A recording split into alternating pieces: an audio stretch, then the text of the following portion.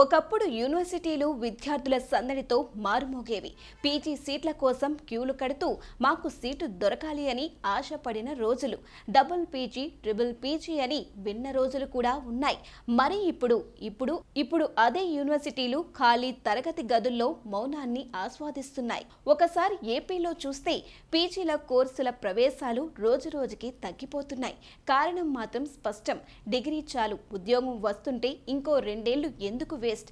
ఈ మాట చాలు నేటి ఉన్నత విద్యా వ్యవస్థను రివ్యూ చేసుకోవడానికి ఒక సైరన్ లాంటిది. ఒకప్పుడు Andhra University, Acharya Nagarjuna University, Sri Venkateswara University, Srikrishna Devaraya University students పీజీల కలలకి కేరాఫ్ గా నిలిచేవి.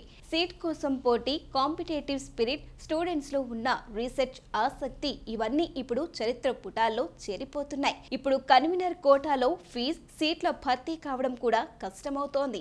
కాలేజీలు, యూనివర్సిటీలో సీట్లు మిగిలిపోవడంతో స్పాట్ అడ్మిషన్ అనే మాటను రెగ్యులర్ ప్రక్రియలా మార్చేశాయి. బీటెక్ చేసిన వారిలో కేవలం 10% మాత్రమే ఎంటెక్ వైపు అడుగేస్తున్నారు. మిగతా వారు సాఫ్ట్వేర్ కంపెనీలు, బ్యాంకులు లేదా విదేశీ ఎంఎస్ కలలతో బయలుదేరిపోతున్నారు.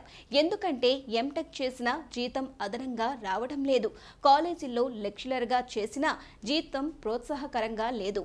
అధ్యాపక వృత్తి ఒకప్పుడు గౌరవ ప్రధానమైన కలగా ఉండేది. ఇప్పుడు అది ఒక చివరి ఆప్షన్ గా మారిపోయింది. అమెరికాకు ఎంఎస్ కోసం వెళ్లే విద్యార్థుల్లో ఏటా 20,000కు పైగా విద్యార్థులు ఆంధ్రప్రదేశ్ నుంచే ఉంటున్నారు. అంటే రాష్ట్రంలోని ప్రతి ప్రతిభావంతుడు స్థానిక విద్యా వ్యవస్థ మీద నమ్మకం కోల్పోతున్నాడని అర్థం. గత ఏడాది ఎంటెక్ కన్వీనర్ కోటాలో కేవలం 2,791 మంది మాత్రమే చేరారు. ఇది ఒక రాష్ట్ర స్థాయి హెచ్చరిక లాంటిది. ఇక ఆర్ట్స్, సైన్స్, కామర్స్ వంటి సాధారణ పీజీ కోర్సుల పరిస్థితి అక్కడ మరింత దయనీయంగా ఉంది. విద్యార్థుల ప్రవేశాలు తక్కువగా ఉన్నాయని కారణం చెబుతూ విశ్వవిద్యాలయాలు చాలా కోర్సులను మూసేశాయి.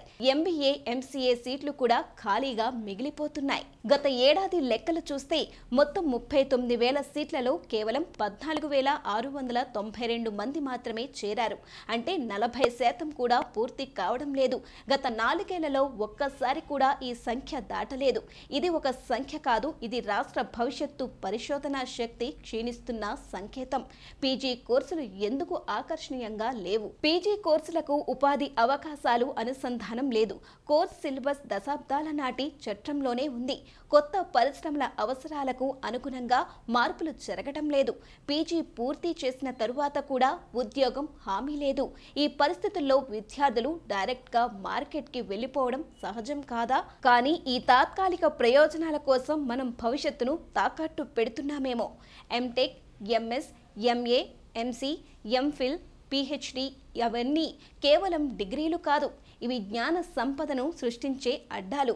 ఇవి లేకపోతే మంచి అధ్యాపకులు లేకుండా ఇంజనీరింగ్ కాలేజీలు మిగిలిపోతాయి. పరిశోధన లేకుండా ఆవిష్కరణలు క్షీణిస్తాయి. పరిశ్రమలకు కొత్త ఆలోచనలు రావు.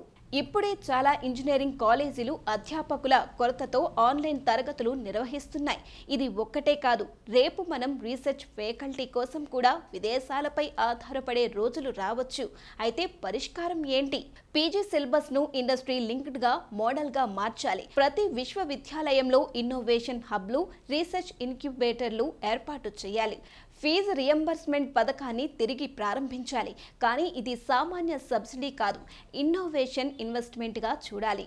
ఆర్ట్స్, సైన్స్ కోర్సులను కూడా ఉపాధి ఆధారిత నైపుణ్యాలతో మేళవించాలి. విద్య అనేది కేవలం ఉద్యోగం కోసం కాదు.